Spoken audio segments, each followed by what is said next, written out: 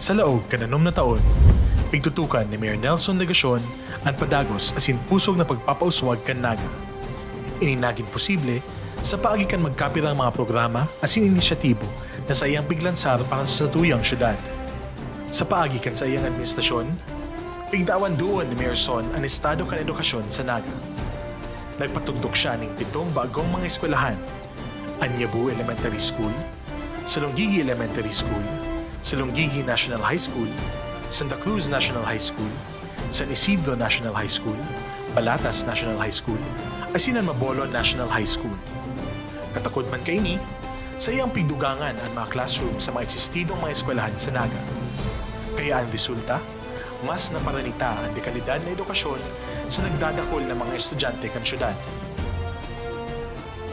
Sa lado man kan salud, pig-establisad niya ang Naga City General Hospital sa rong modernong pasilidad na sa ngunyan, padagos na nagtatao ng tuldol asin komprehensibong serbisyo medikal para sa mga residentes kan Naga asin sa mga pagtaraid banwaan.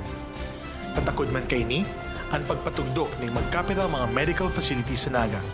Arog kan City Health Office 2, sangkot ang pagpakaray kan mga eksistidong health centers, arog kan Our Lady of Lourdes Infirmary.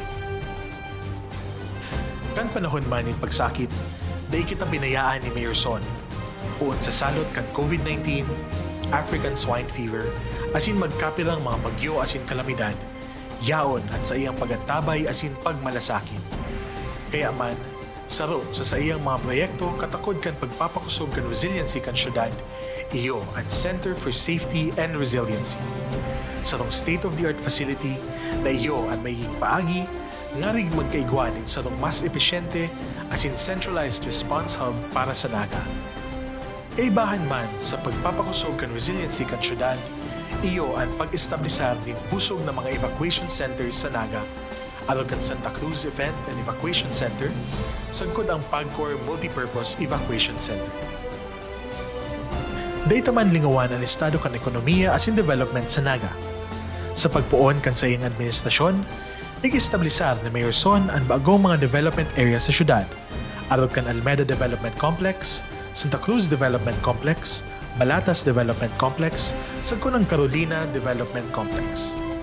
Ini ang mga bagong espasyo kung saan matalubo ang mga Nagenyo sa aspetong pang-ekonomiya asin sa araw-aldaw na pagbuhay. Dara kan mga pagtalubo kan mga development and commercial areas na ini, iyo man ang pagdagsa kan mga investors and businesses sa Naga.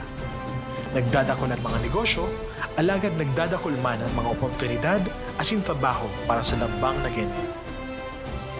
May hilingtaan pag-uswag asin pag-abante kan sa tong syudad, alagad makulang kita ang nakakarisa kaini.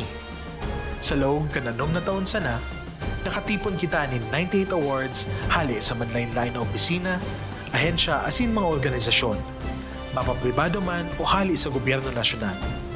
Kabali na igdi ang naging 4-peat achievement kan Naga bilang overall most competitive component city sa Pilipinas uon kan taon 2021 hasta 2024, sangkot ang Seal of Good Local Governance kan 2024. Kan nakaaging semana sana, igwang pahabol na bareta na ang Naga saro sa mga global finalists kam Bloomberg Philanthropies 2025 Mayor's Challenge. Kay bahantay di ang syudad kan Kawayan, Isabela asin Pasig na iyo ang marepresentar sa Pilipinas sa Global Challenge na ini. Sarong patunay na ang Naga igbibisto sa bilog na kinaban bilang Premier City.